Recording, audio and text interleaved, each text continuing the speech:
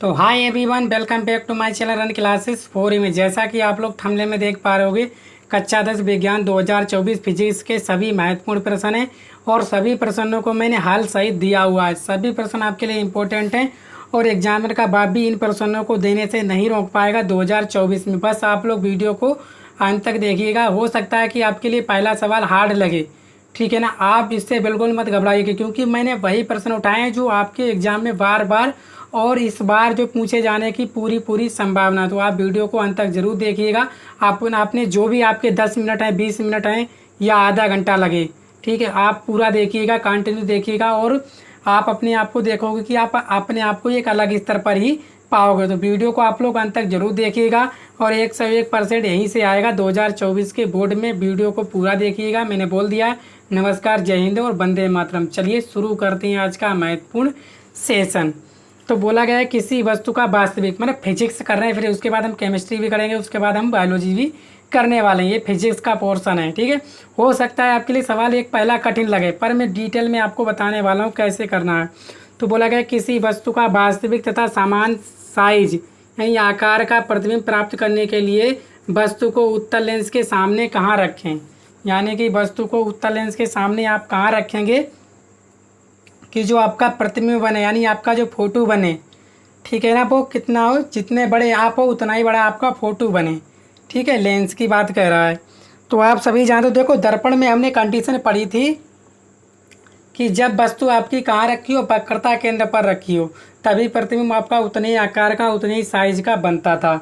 इसी प्रकार लेंस में, लेंस के जो वस्तु है वो कहाँ पे रखी जानी चाहिए, वो रखी जानी चाहिए फोकस दूरी की दुगनी दूरी पर, यानी ऑप्शन नंबर सी बिल्कुल सही है। तभी जो है आपका प्रतिबिंब वस्तु के आकार का और समान साइज का बनेगा, ठीक है ना। लेंस के मुख्य फोकस पर रखोगे, प्रतिबिंब बड़ा बन जाएगा, है कि नहीं। तो ये आपका राइट आंसर है, फोकस दूरी के दुगनी दूरी पर, ठीक है। चलिए आगे दूसरा प्रश्न बोला गया है कि किसी गोलीय दर्पण तथा किसी पतले गोलीय लेंस दोनों की फोकस दूरियां -15 सेंटीमीटर हैं। दर्पण तथा लेंस समता है, यानी कि दर्पण तथा लेंस कौन सा कैसा है, कौन से हैं, दोनों अवतल हैं, दोनों उत्तल हैं। दर्पण अवतल तथा लेंस उत्तल, दर्पण उत्तल लेंस अवतल, यानी कि बहुत ही महत्वपूर्ण सवाल है। आपको यहाँ पे क्या दे रखा है, यहाँ पे जो एफ है वो आपका माइनस का दे रखा है, वो भी -15 है। यानी कि ऐसा आपने कौन सा लेंस प्रयोग किया था जिसमें आपका क्या होना चाहिए था, जो फोकस दूरी क्या हो आपकी माइनस हो, ठीक है ना, दोनों चीज़ें क्या हो आपकी माइनस हो। तो आपने ऐसा कौन सा लेंस प्रयोग किया था या दर्पण प्रयोग किया था, ठीक है ना। तो आप सभी जानते हो आपका जो है दोनों उत्तल, तो देखो उत्तल तो आपको हो नहीं सकते क्योंकि उत्तल में प्लस भी होता है। दर्पण अवतल बिल्कुल सही, दर्पण आपका अवतल हो सकता है, अवतल दर्पण की फोकस दूरी होती है माइनस, लेंस उत्तल, लेंस आपका प्लस में होती है, ठीक है। ये भी नहीं, तो ये भी नहीं। आप देखो दोनों अवतल की जो फोकस दूरी होती है, दोनों अवतल लेंस की जो फोकस दूरी होती है वो आपकी होती है माइनस की। अवतल लेंस की जो फोकस दूरी दोनों की कैसी होती है, माइनस की। तो ऑप्शन नंबर ए बिल्कुल इसका सही आंसर है। कौन सा, दोनों अवतल होने चाहिए, यानी कि दर्पण भी आपका अवतल हो और लेंस भी अवतल ही होना चाहिए। अब आप समझ गए होंगे, ठीक है, आपने प्रश्न किए होंगे तो आप समझ गए होंगे कि अवतल दर्पण की फोकस दूरी भी माइनस में लेते हैं और अवतल दर्पण की जो है फोकस दूरी माइनस में लेते हैं और अवतल लेंस की फोकस दूरी भी माइनस में ही लेते थे, ठीक है। चलिए इसके बाद बोला गया गोलीय दर्पण की फोकस दूरी और वक्रता त्रिज्या में संबंध है। गोलीय दर्पण की फोकस दूरी और वक्रता त्रिज्या में क्या संबंध है, F बराबर R/2, F बराबर 2R, R बराबर F/2 या F बराबर R, क्या संबंध है आप बताओगे। देखो मैंने आपको बताया था जो गोलीय दर्पण की फोकस दूरी और वक्रता त्रिज्या में संबंध, वैसे तो F बराबर R/2 होता है, ठीक है ना। देखो ये दर्पण है आपका, ये दर्पण होता है, बोलोगे जी सर, ये होती है आपकी मुख्य अक्ष और यहाँ पे मानो क्या होता है आपका केंद्र और बीच में क्या होती है फोकस दूरी। केंद्र से यहाँ तक की दूरी कहलाती R और ये कहलाती आपकी F। क्या देख पा रहे हो, बीच में ही तो है, अरे बीच में ही तो है, तभी फोकस दूरी जो त्रिज्या की क्या होती है आधी होती है। अगर ये एक है तो ये एक है, पूरी कितनी हो जाएगी आपकी, दो होगी नहीं होगी। अब एक एक बट गए तो कितनी हो गई, आधी। अरे दो में से एक गया तो एक ही बची, इसीलिए तो गोलीय दर्पण की जो फोकस और वक्रता त्रिज्या में संबंध होता है वो होता है F बराबर R/2। ऑप्शन नंबर ए बिल्कुल सही आंसर है। इसके बाद प्रकाश का वेग निम्न में से किस माध्यम में सबसे अधिक होगा, वायु में, जल में, कांच में या निर्वात में, ठीक है। यानी कि प्रकाश की चाल जो होती है किस में सबसे अधिक होती है, तो आपको बताना है वायु में होती है, जल में होती है, कांच में या निर्वात में। तो आप सभी जानते हो जो वायु में प्रकाश की चाल क्या होती है, कम होती है। जल में तो और भी कम होती है, कांच में तो सबसे ही कम होती है। तो निर्वात में क्या होती है, सबसे ज़्यादा होती है आपकी प्रकाश की चाल। यानी कि सूर्य से जो प्रकाश आता है उसी की चाल पूछिए कि किस में सबसे अधिक होती है। तो आप समझ गए होंगे किस में होती है, आपकी निर्वात में। ठीक है, चलिए इसके बाद आपका 5वां प्रश्न बोला गया है कि लेंस की क्षमता का मात्रक है, यानी मापक है। लेंस की जो क्षमता होती है किससे नापते हैं, डायोप्टर से, लक्स से, रेडियन से या केल्विन से। ठीक है, तो आपको बताना है। देखो ऊर्जा नापते हैं हम लोग केल्विन से, लक्स जो होता है आपकी, ठीक है, अलग यूनिट होती है, रेडियन तो होता है कोण की, लेकिन लेंस की क्षमता का मात्रक होता है आपका डायोप्टर। ऑप्शन नंबर ए बिल्कुल सही है। तो आप बताइए कि आपने 5 में से कितने आपके प्रश्न सही हो रहे थे, यानी कि आप अपनी तैयारी को जांच भी सकते हो आसानी से। ठीक है, सवाल नंबर 6 करेंगे। चलिए, तो सवाल नंबर 6 से आपसे बोला गया है कि कांच का अपवर्तनांक अधिकतम होता है हरे रंग के लिए, बैंगनी रंग के लिए, लाल रंग के लिए या पीले रंग के लिए। तो बताइए जो कांच का अपवर्तनांक जो है अधिकतम होता है कौन से रंग के लिए अधिकतम होता है। तो आप सभी जानते हैं वो होता है आपका बैंगनी रंग के लिए। किस रंग के लिए, बैंगनी रंग के लिए होता है कांच का अपवर्तनांक सबसे अधिकतम। अगर पूछे सबसे कम तो बोलोगे लाल रंग के लिए। ठीक है, एक साथ में 2 प्रश्न आपको करा रहा हूँ जिससे कोई भी प्रश्न आपका गलत ना हो, आपसे कैसे भी घुमा फिरा के पूछ दे आप आंसर आसानी से कर पाओगे। कांच का अपवर्तनांक अगर अधिकतम पूछे तो बैंगनी रंग के लिए और कम पूछे तो लाल रंग के लिए। ठीक है, चलिए इसके बाद 7वां प्रश्न बोला गया 50 सेंटीमीटर फोकस दूरी वाले उत्तल लेंस की क्षमता होगी। ठीक है, कितना, 50 सेंटीमीटर। तो एफ जो है उत्तल लेंस की कैसी में होती है, प्लस की होती है, तो वो कितनी है, 50 क्या है सेंटीमीटर। और लेंस की क्षमता पी बराबर क्या होता है, पी बराबर होता है 100/एफ, अगर एफ हो आपका सेंटीमीटर में। बोलोगे जी सर, तो पी बराबर क्या हो जाएगा आपका 100 और एफ कितना है आपका 50।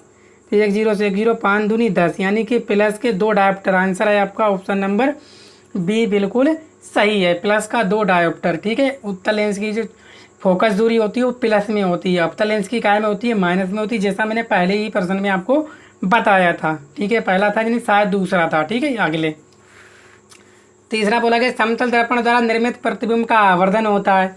समतल दर्पण आपने देखा होगा, सामान्य बराबर, जिसकी भुजाएं सभी बराबर हों, तो उसके द्वारा जो निर्मित प्रतिबिंब का आवर्धन कितना होता था, 1, 1 से कम, 1 से अधिक या अनंत। देखो दोस्तों मैं आपको बता दूं, समतल दर्पण की एक खास बात ये होती है कि जितनी दूरी पर आप खड़े होते हो उतनी दूरी पर आपका प्रतिबिंब बनता है, यानी फोटो बनता है। तो आपका यू और आप जितनी दूरी पर खड़े हो वो दूरी और प्रतिबिंब की दूरी आपस में क्या हो गई, बराबर हो गई। तो आवर्धन क्या होता है, आवर्धन होता है यम बराबर आपका b/u। और हमने बताया था कि जितनी दूरी पर आप खड़े होते हो उतनी दूरी पर आपका प्रतिबिंब बनता है। तो जो u बराबर हो जाता है b के। ठीक है, तो यम बराबर क्या हो जाएगा आपका b और u बराबर हो गया आपका b, कट गया क्या आ गया आपका 1। तो आवर्धन कितना होता है आपका 1। ऑप्शन नंबर ये बिल्कुल सही है। मैं सारी चीज़ें आपको क्लियर कर रहा हूँ, एक भी प्रश्न इससे बाहर नहीं जाएगा, जानबूझ के भी एग्जामिनर बाहर नहीं दे पाएगा, क्योंकि सारी चीज़ें मैं आपको क्लियर करके चल रहा हूँ। ठीक है, नमा बोला गया है प्रश्न, एक उत्तल लेंस की क्षमता 5 डायोप्टर है, इसकी फोकस दूरी है। लो अभी हमने कराया था, उत्तल लेंस की क्षमता दे रखी है पी कितनी दे रखी है आपको 5 डायोप्टर, और पूछी का एफ। देखो पी बराबर होता है आपका 1/एफ। ठीक है, यानी काय में होता है आपका मीटर में, सेंटीमीटर में क्या होता है आपका 100 सेंटीमीटर, 1 मीटर में 100 सेंटीमीटर। इसलिए आपसे एफ बराबर क्या हो जाएगा, एफ बराबर हो जाएगा आपका 100/p। तो एफ बराबर क्या हो जाएगा, यहाँ से ध्यान से देखोगे 100 और p कितना है 5, काटोगे 5 दूनी 10, कितना आ गया 20। तो ऑप्शन नंबर सी बिल्कुल सही है। कौन सा, 20 प्लस का 20 सेंटीमीटर। सभी प्रश्न इंपॉर्टेंट हैं, आपके पेपर के लायक हैं और ऐसे प्रश्न आपके छपते हैं। ठीक है, 10वां देखेंगे। देखो कोई वस्तु एक उत्तल लेंस के सामने 2f दूरी पर रखी है तो लेंस से उसके प्रतिबिंब की दूरी होगी। यानी कि वही वस्तु उत्तल लेंस के सामने 2f दूरी पर रखी है तो लेंस से उसके प्रतिबिंब की दूरी कितनी होगी, तो ये आपको बताना है। देखो हमने क्या बोला था, एक आप कंडीशन जरूर याद रखो, जब आपकी या तो वस्तु आपकी वक्रता केंद्र पर रखी हो या रखी हो आपकी 2f पर, तो प्रतिबिंब जो है जितनी दूरी पर आपकी वस्तु रखी होती है उतनी दूरी पर आपका प्रतिबिंब बनता है।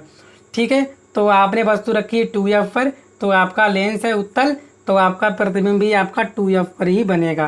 प्रतिबिंब मतलब फोटो जो आपका चित्र बनता है। ठीक है, चलिए 11वां प्रश्न बोला गया कि स्वस्थ नेत्रों का निकट बिंदु होता है, यानी कि अगर आपकी आंख में कोई दोष नहीं है, बिल्कुल स्वस्थ है, ठीक है, तो आपका जो निकट बिंदु कितना होता है, तो वो तो आपका अनंत पर होता है, या 25-35 सेंटीमीटर पर, या 30 सेंटीमीटर पर, या 25 सेंटीमीटर पर होता है। देखो स्वस्थ नेत्र के लिए जो निकट बिंदु होता है वो होता है आपका 25 सेंटीमीटर, और स्वस्थ नेत्र के लिए आपका दूर बिंदु कितना होता है, तो अनंत होता है आपका क्या, दूर बिंदु। एक प्रश्न से मैं 2 उत्तर आपको बता रहा हूँ। ठीक है, दूर बिंदु आपसे अगर आपसे पूछे, स्वस्थ नेत्र का दूर बिंदु अनंत पर होता है और स्वस्थ नेत्र का निकट बिंदु आपका 25 सेंटीमीटर पर होता है, और स्पष्ट दृष्टि की न्यूनतम दूरी भी 25 सेंटीमीटर होती है। क्या बताया सर, स्पष्ट दृष्टि की न्यूनतम दूरी भी आपकी 25 सेंटीमीटर ही होती है। आगे मनुष्य के स्वस्थ नेत्र में प्रतिबिंब बनता है, यानी कि जो मनुष्य की आँख है उसका जो फोटो, यानी कि जो चीज़ आप देख पा रहे हो, आज आप ये देख पा रहे हो कागज़, ठीक है, तो क्यों देख पा रहे हो, क्योंकि आपका प्रतिबिंब कहाँ पर बन रहा है, रेटिना पर, या रेटिना से आगे, रेटिना के पीछे, या अनंत पर। तो आप क्यों देख पा रहे हो, आप तभी देख पा रहे हो जब आपके प्रतिबिंब कहाँ बन रहा हो, रेटिना पर बन रहा हो। तो ऑप्शन नंबर ये बिल्कुल सही है। ठीक है, चलिए सवाल नंबर करेंगे हम 13वां। ठीक है, काफ़ी सारे सवाल हैं, एक भी प्रश्न इससे बाहर नहीं जाएगा। आपसे बार बार विनती कर रहे हैं कि आप वीडियो को अंत तक जरूर देखिएगा। ठीक है, चलिए 13वां बोला गया कि निकट दृष्टि दोष से पीड़ित व्यक्ति के लिए प्रयुक्त किया जाता है, यानी कि किसी व्यक्ति को अगर निकट दृष्टि दोष है तो उस दोष को दूर करने के लिए कौन सा लेंस आप प्रयोग करोगे, उत्तल लेंस, उत्तल दर्पण, अवतल दर्पण, या अवतल लेंस। देखो एक चीज़ आप याद रखो, एक रखो आप निकट और एक रखो आप दूर। निकट के लिए कितना, ज़्यादा अक्षर, तो ज़्यादा अक्षर किस में आते हैं आपके, अवतल, और अवतल क्या होता है आपका लेंस, और दूर के लिए क्या आता है आपका उत्तल, यानी कि जिसमें ज़्यादा अक्षर उसके लिए वही लेंस प्रयोग करेंगे। तो निकट दृष्टि दोष है किसी व्यक्ति को तो उसे निकट की वस्तु साफ दिखाई देगी और दूर की वस्तु साफ दिखाई नहीं देगी, तो उस दोष को दूर करने के लिए हम लोग अवतल लेंस का प्रयोग करेंगे, और दूर दृष्टि दोष के लिए हम लोग किसका प्रयोग करेंगे, उत्तल लेंस का करेंगे। ठीक है, इतनी सी बात आप याद रखना। दोनों प्रश्न मैंने बता दिए और काफ़ी टाइम आपसे प्रश्न में पूछे जाते हैं। ठीक है, चलिए नेक्स्ट आगे बोला गया किसका दृष्टि क्षेत्र सबसे अधिक होता है, यानी कि आप कौन से लेंस से सबसे अधिक देख सकते हो, समतल दर्पण से, उत्तल दर्पण से, या अवतल दर्पण से। तो मैंने बता ही दिया है। ठीक है, सबसे अधिक देख सकते हो आप लोग उत्तल लेंस। किससे देख सकते हो, उत्तल लेंस से। ठीक है, चलिए आगे प्रकाश के रंग का प्रकीर्णन सबसे कम होता है, नीला, हरा, लाल या बैंगनी। सबसे अधिकतम होता है, बताइएगा प्रकाश के किस रंग का प्रकीर्णन सबसे कम होता है। सबसे कम होता है आपका किसका, लाल रंग का। अगर सबसे अधिकतम पूछे तो यहाँ लिखोगे अधिकतम, तो अधिकतम किसके लिए होता है आपका, बैंगनी, याद रखना। ठीक है, कम आपका प्रकाश का प्रकीर्णन लाल रंग के लिए होता है और अधिकतम जो है बैंगनी रंग के लिए, याद रखना। ठीक है, 16वां प्रश्न बोला गया श्वेत प्रकाश जब प्रिज्म से गुजरता है तो सर्वाधिक विचलन होता है, यानी कि जब श्वेत प्रकाश जो है आपका प्रिज्म से गुजरता है तो सर्वाधिक विचलन होता है लाल का, बैंगनी का, पीला का या हरा का। सर्वाधिक विचलन किसका होगा, ठीक है, जिसका प्रकीर्णन सबसे कम होगा तो उसी का सर्वाधिक विचलन होगा। सर्वाधिक विचलन किसका हो जाएगा आपका, सबसे अधिकतम प्रकीर्णन किसका होता है, बैंगनी का। ठीक है, तो विचलन सबसे अधिकतम देखो क्या होता है, ठीक है, सबसे अधिकतम प्रकीर्णन होता है आपका बैंगनी का, तो सबसे अधिक विचलन भी किसका होगा आपका, बैंगनी का होगा। और सबसे कम किसका होगा, इसका लिखोगे सबसे कम प्रिज्म से विचलन किसका होगा आपका, लाल रंग का, याद रखना, पेपर में आता है। सबसे अधिक पूछे तो बैंगनी रंग का और सबसे कम पूछे तो लाल रंग का। ठीक है, चलिए चंद्रमा से देखो चाहे आप देखो अंतरिक्ष से, तो आकाश का रंग कैसा दिखाई देता है, बैंगनी, नीला, काला या सफ़ेद। देखो चाहे देखोगे आप अंतरिक्ष से चाहे देखो आप चंद्रमा से, तो जो आपको आकाश का रंग हमेशा काला ही दिखाई देगा। ठीक है, चलिए क्रांतिक कोण का मान अधिकतम होता है बैंगनी रंग के लिए, लाल रंग के लिए, नीले रंग के लिए या पीले रंग के लिए। तो बताइएगा जो क्रांतिक कोण का मान अधिकतम किसके रंग के लिए होता है, बताइएगा, बहुत ही इम्पोर्टेंट प्रश्न है आपका। ठीक है, तो सबसे अधिक होता है आपका बैगनी रंग के लिए, क्रांतिक कोण का मान सबसे अधिकतम होता है बैगनी रंग के लिए। ठीक है, सबसे कम किसके लिए होता है? लाल रंग के लिए। ठीक है, ये बात, जो चीज़ अधिकतम बैगनी के लिए होता है तो कम आपका लाल रंग के लिए होता है। ठीक है, चलिए 19वां बोला गया 4 ओम के प्रतिरोध एक दूसरे से समांतर क्रम में जोड़े गए हैं, तुल्य प्रतिरोध है। समांतर क्रम का क्या फार्मूला होता है? 1/R बराबर 1/R1 plus 1/R2 plus 1/R3। तो 1/R कितने? 4 ओम के 4 हैं, 1/4 प्लस 1/4 प्लस 1/4 प्लस 1/4, सबका हर क्या है? बराबर है। तो 1 2 3 4 क्या हो जाएंगे? 4/4 कितना आ जाएगा आपका?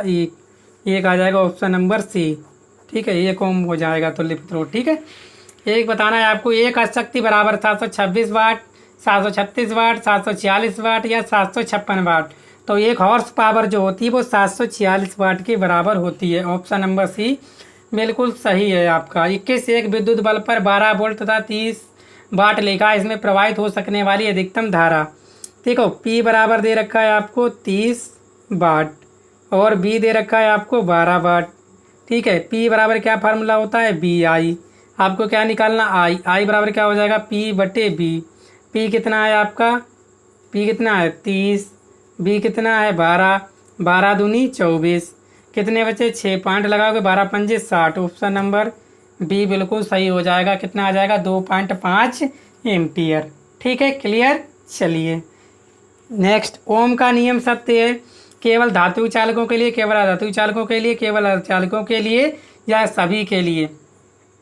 तो एक बात हमेशा याद रखना, जो ओम का नियम सत्य है वो केवल आपका धात्विक चालक के लिए ही सत्य है। और बी तथा आई के बीच खींचा गया ग्राफ ही एक सरल रेखा में प्राप्त होता है। समझ में आ गया? ठीक है, ओम का नियम क्या है?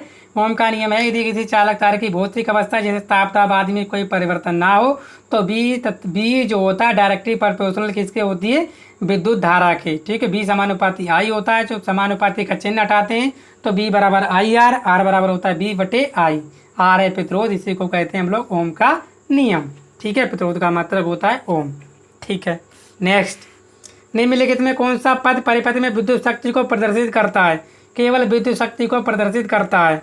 I²R, IR² या B²/R या BI। तो विद्युत शक्ति को, एक तो ये नहीं है, ये भी है, लेकिन जो सही आपका, अगर इस पर आपके विकल्प दिए हों तो जो सही आंसर होगा वो हो जाएगा आपका P जो है किसके? BI, उसी को जो है प्रदर्शित करता है सही। ठीक है, P बराबर BI। आगे बोला गया 1 किलोवाट घंटे में जूल की संख्या। 1 किलोवाट घंटे में जूल की संख्या बताइएगा आप लोग। अरे आप सभी जानते हो 1 किलोवाट घंटे में, 1 किलो में कितने होते हैं? वाट 1000 होते नहीं होते हैं। 1 मिनट में, 1 घंटे में कितने? 60 मिनट होते हैं और कितने? 60 ही सेकेंड होते हैं। ये सेकेंड हो गया और ये हो गया मिनट। गुणा कर लो, कितना? 6×6 36। कितना हो जाएगा? 1000 तो है ही है, 6×6 36, 2 जीरो और बढ़ा दो, कितने हो जाएंगे? 1 2 5 जीरो हो गए, 36 और 5 जीरो। ठीक है, अगर लिखोगे तो 36 × 10⁵ लिख सकते हो। है कहीं 36 × 10⁵ नहीं है, तो यहाँ पे पॉइंट लगा दो, तो क्या हो जाएगा? ×10⁻1 हो जाए, गुणा में खाते जुड़ जाएंगी, तो 3.6 10⁻6। ऑप्शन नंबर डी बिल्कुल सही आंसर हो जाएगा इसका। ठीक है, तो उम्मीद करता हूँ आप लोग सवाल अच्छे से समझ पाए होंगे। नेक्स्ट देखते हैं। ठीक है, सवाल नंबर हमारा 20। ठीक है, हो गया सवाल नंबर हमारा 25। विद्युत ऊर्जा का मात्रक है वोल्ट, वाट, किलोवाट या किलोवाट घंटा। ठीक है, विद्युत ऊर्जा का मात्रक बताइए। ठीक है, देखो विभवांतर मात्रक होता है, ये विभवांतर का मात्रक क्या होता है? वोल्ट। वाट किसका होता है? ये होता है आपका शक्ति का। ठीक है, किलोवाट किसका होता है? ठीक है, ये किलोवाट भी होता है आपका किसका? शक्ति का। ठीक है, और ये किलोवाट घंटा होता है आपका विद्युत ऊर्जा का। ऑप्शन नंबर डी बिल्कुल सही है। ऐसे करके आप छांट लेना। विद्युत शक्ति का मात्रक ये भी बताया क्या है? वाट। एक बल्ब पर 100 220 वोल्ट लिखा है। बल्ब के तंतु का प्रतिरोध कैसे निकालोगे? ध्यान से देखोगे आप प्रतिरोध निकालोगे। ठीक है, तो कैसे निकालोगे? देखो मैं आपको कॉपी पर समझा देता हूँ, आप कई तरीके से निकाल सकते हो। देखो आपको ये P दे रखा है कितना? 100 वाट और बी दे रखा है आपको 220 वाट वोल्ट। तो पी बराबर क्या होता है आपका बी आई। पी कितना है 100 और बी है आपका 220 और गुणा आई। तो यहाँ से जो आई हो जाएगी वो कितनी हो जाएगी, वो हो जाएगी गुणा में है तो 100/220, एक जीरो से एक जीरो। ठीक है, यहाँ से क्या आ जाएगा 2 पंजे 10, यहाँ से 11। आर बराबर क्या होता है आपका, आर बराबर होता है B/आई। यही होता है, आर निकालना था। बी कितना है आपका फिर है 220, आई कितनी है आपकी 5/11 है कि नहीं है। चलिए इसको जब काटोगे तो 5 चौक 20, 5 चौक 20, ठीक है ना। तो कितना हो जाएगा ये, ठीक है काटो कितना आ जाएगा 11 चौक 44। भाई से तो 11 चौक 44 आ रहा है, लेकिन आंसर आपका गलत है। तो आप कैसे लगाओगे, देखो आपको पी दे रखा है बी दे रखा है, एक सूत्र होता है आपका क्या, आपसे आर पूछा है तो पी बराबर होता है आपका B²/R, ये होता है। ठीक है ना, तो ये होता है आपका।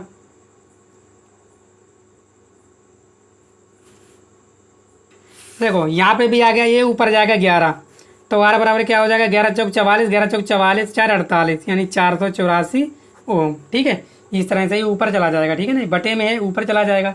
अगर इसके बटे में करोगे ये इसके साथ जाएगा, ये ऊपर चला जाएगा। ये वाली चीज़ एक करोगे तो ये इसके साथ चली जाएगी, वो ऊपर वाला। ठीक है, तो 484 आपका राइट आंसर। देखो इससे समझो पी कितना है आपका, देखो कितना है 100, बी कितना है 220 गुणा 220/R, एक जीरो से एक जीरो और दो जीरो से दो जीरो 22 की गुणा करोगे तो 484 आता है। ठीक है, समझ गए आप लोग। ठीक है, चलिए नेक्स्ट। ओम के नियम का सूत्र है आई बराबर बी गुणा आर, बिल्कुल गलत। आर बराबर बी आई, बिल्कुल गलत। बी बराबर आई आर, बिल्कुल। ऑप्शन नंबर सी बिल्कुल सही है। एक लघुपति परिपथ में धारा का मान अधिकतम होता है, यानी कि परिपथ आपका शॉर्ट सर्किट हो जाए तो धारा का मान अधिकतम क्या होता है, धारा का मान कितना होता है, तो अधिकतम हो जाता है। कितना हो जाता है आपका अधिकतम, यानी कि पहले क्या था उसमें फ्रिज कूलर चल रहा था, अब उनको हटा दो, शॉर्ट सर्किट हो जाएगा तो धारा का मान एकदम अधिकतम हो जाएगा, तो जो लगे हैं उपकरण वो आपके फूक जाएंगे। ठीक है, इसी के बाद किसी विद्युत चालक का प्रतिरोध निम्नलिखित किस बातों पर निर्भर नहीं करता है। किन बात पर निर्भर नहीं करता है विद्युत चालक का प्रतिरोध, चालक की लंबाई पर, बिल्कुल सही। आर बराबर L। और क्या है पदार्थ का घनत्व, घनत्व पर नहीं। ठीक है, बाकी सब सही है। ठीक है, तो आप समझ गए होंगे कि चालक का प्रतिरोध किस पर निर्भर नहीं करता है, चालक के पदार्थ के घनत्व पर। ऑप्शन नंबर जो इसका बी है वो बिल्कुल सही है। कौन सा, ऑप्शन नंबर बी सही है। ठीक है, निर्भर करता है आपकी लंबाई पर भी करता है, अनुप्रस्थ के क्षेत्रफल पर, वो चालक के आकार पर भी निर्भर करता है। ठीक है, चलिए 31वां सवाल देखते हैं। 31वां बोला गया है कि चुंबकीय क्षेत्र की तीव्रता का मात्रक है टेस्ला, ओम, एम्पियर या वोल्ट एम्पियर। तो आप सभी जानते हो चुंबकीय क्षेत्र तीव्रता क्या होती है, बी, उसका मात्रक होता है टेस्ला। ठीक है, तो ऑप्शन नंबर ए बिल्कुल सही है। आगे, विद्युत फ्यूज किस सिद्धांत पर कार्य करता है, विद्युत का चुंबकीय प्रवाह, विद्युत का ऊष्मीय प्रवाह, विद्युत का आंतरिक प्रवाह, इनमें से कोई नहीं।